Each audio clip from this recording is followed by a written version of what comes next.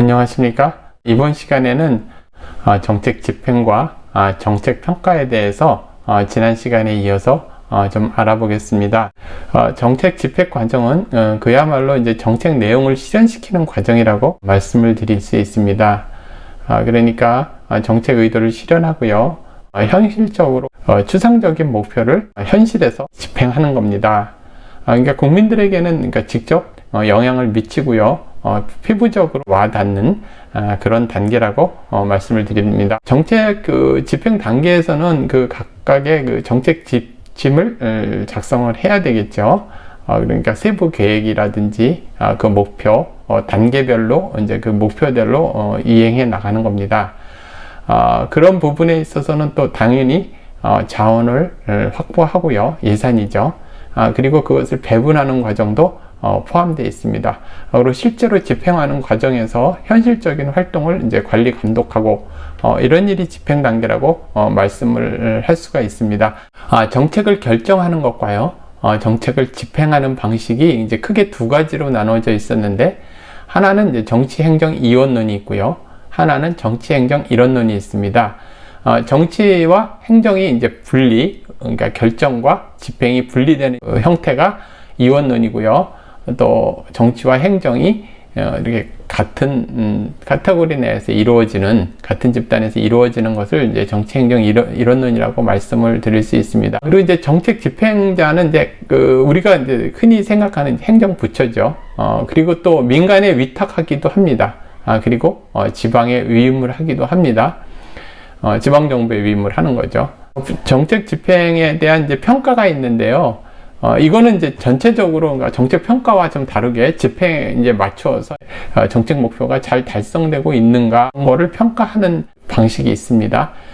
능률성은 정책 효과를 극대화하고 또 비용을 최소화하고 또 시간을 가능한 한 단축시키고 이런 부분으로 정책 집행을 평가하기도 합니다. 또 정책 지지도 관련 집단의 만족도는 어떠한가, 이런 거를 우리가 알아볼 수 있죠. 그리고 정책 수혜 집단이 있지 않습니까? 그 사람들의 요구에 얼만큼 대응하는가, 얼마나 부합되는가, 이런 점이 있습니다. 그리고 국가와 정부의 유지 발전에 얼만큼 도움이 되는가, 체제 유지에 얼만큼 도움이 되는가, 이런 게 있습니다. 그리고 성공적인 집행의 판단 기준 중에 모순과 대립관계가 있을 수 있습니다. 이런 관계들을 잘 살펴봐야 합니다. 지난 시간에 말씀을 드렸던 진역균형 발전, 이런 부분들과 또 부실대학을 정리, 이런 게 잘 맞지 않지 않습니까? 또 그리고 교육에 있어서 수월성 교육과 또 평등 교육, 이러한 부분이 잘 맞지 않지 않습니까? 그런데 여러 정책들 간에는 상호 모순되는 것이 상당히 존재합니다. 그랬을 때 그 상호 모순을 제거하는 방법이 있고요.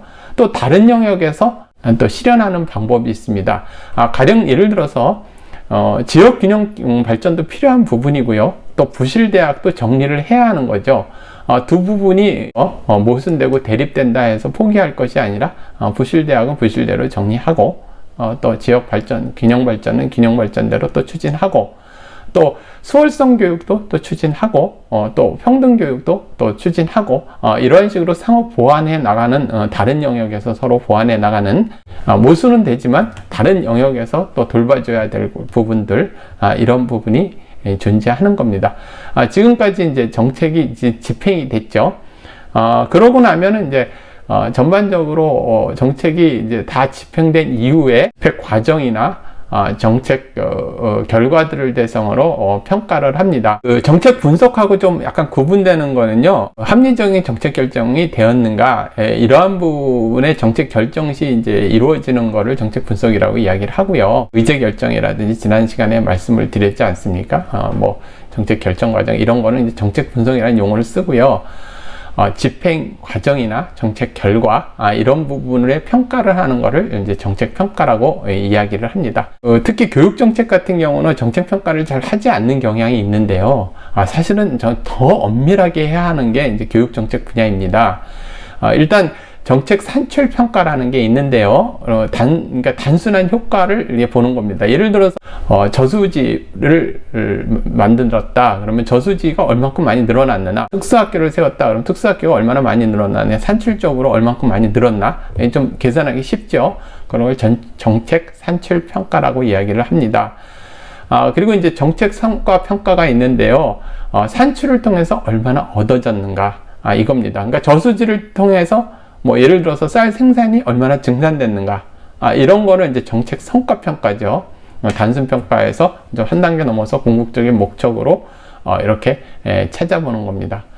그리고 그거에 따라서 얼만큼 다른 부분에 파급 효과를 미쳤느냐. 뭐 예를 들어서 쌀을 증산하게 된 거. 그러니까 저수지를 많이 만든다는 거는 결국 농사를 잘 하게 하는 거고, 특히 그 논농사를 잘하게 하는 거니까 쌀이 생산이 늘었는데, 그 부분이 쌀 가격 동향에 어떤 영향을 미쳤는지, 또 재배 면적당 얼만큼 많이 생산량이 늘어났는지 이렇게 보는 거죠.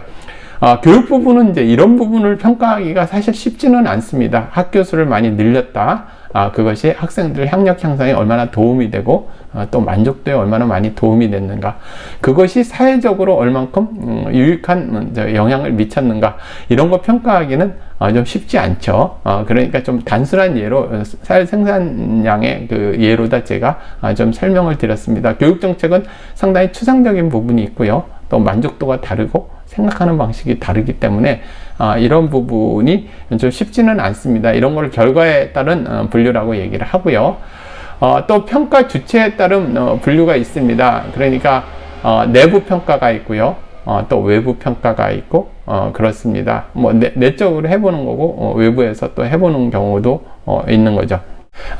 또 평가를 하는 목적이 무엇이냐? 그러면 그 정책을 지속할 것이냐, 그걸 결정하기 위한 거죠. 아니면 또 부분적으로 잘못됐다면 정책 내용을 수정해야 되죠. 또 잘된 부분은 더 이제 발전시키고 잘 안 된 부분은 보완하고, 그래서 새로운 이제 집행 전략을 수립하고 또 그 자료를 모으고 이러려 하는 거죠.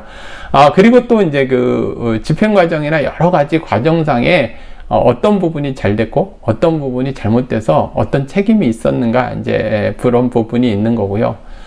또 정책평가는 또 학계에서 많이 합니다. 왜냐하면 이제 그 학문의 영역이고 또 학문 발전이나 또 교수들이 많이 하는 부분이기도 합니다. 총괄평가라는 개념이 있는데요. 정책이 집행되고 난 이후에 사회에 미치는 영향을 이렇게 판단하는 거, 그런 것을 총괄평가라고 이야기를 합니다. 첫 번째는 효과, 결과가 얼만큼 좋아졌느냐, 나빠졌느냐. 그러니까 효과에 대한 겁니다. 그러니까 시간의 변수는 좀 제외해 놓고요.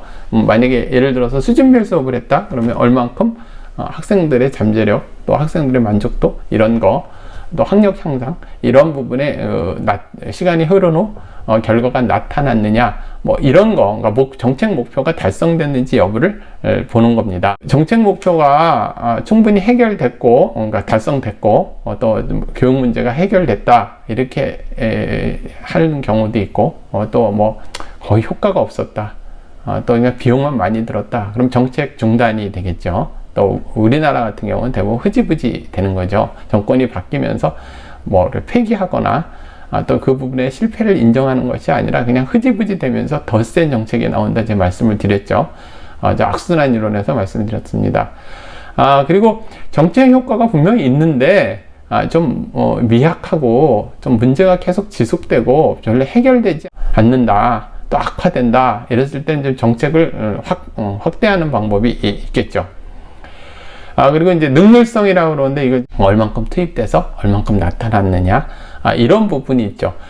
흔히 뭐 코스트 베니핏 시어리, 그러니까 얼만큼 비용이 들어갔고 얼만큼 얻어졌느냐, 이제 비용 측면에서 이야기를 하는 겁니다. 비용 부분 또 시간 부분, 이 두 부분을 잘 생각을 하는 게 이제 능률성 부분인데요, 효율성 부분이죠.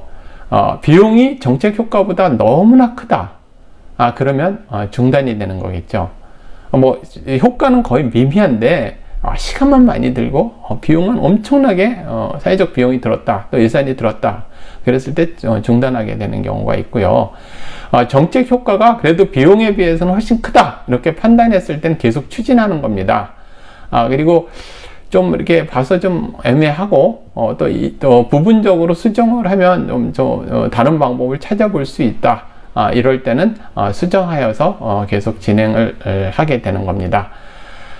그리고 사회 집단 간에 이제 얼만큼 공평하게 이렇게 배분이 됐는가, 이런 부분이 또 이렇게 평가의 요소이기도 합니다.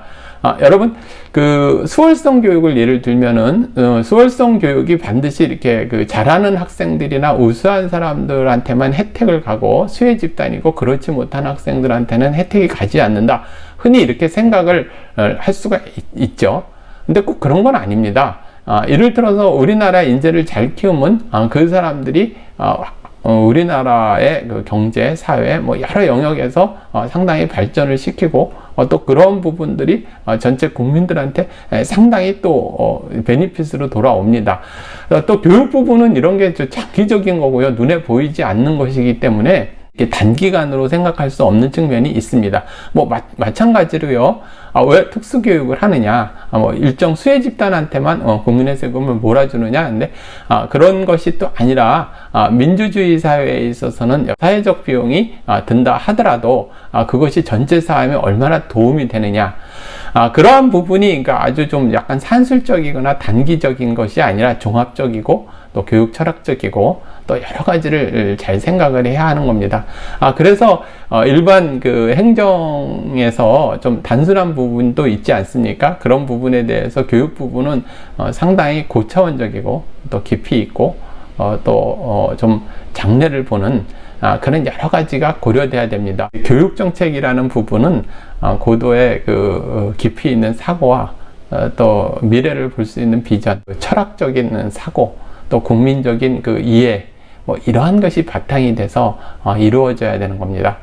자, 이렇게 교육 정책 과정에 대해서 좀 마쳤고요. 이제 다음 시간서부터는 개별 교육 정책에 대해서 하나씩 다뤄보도록 하겠습니다. 자, 수고하셨습니다.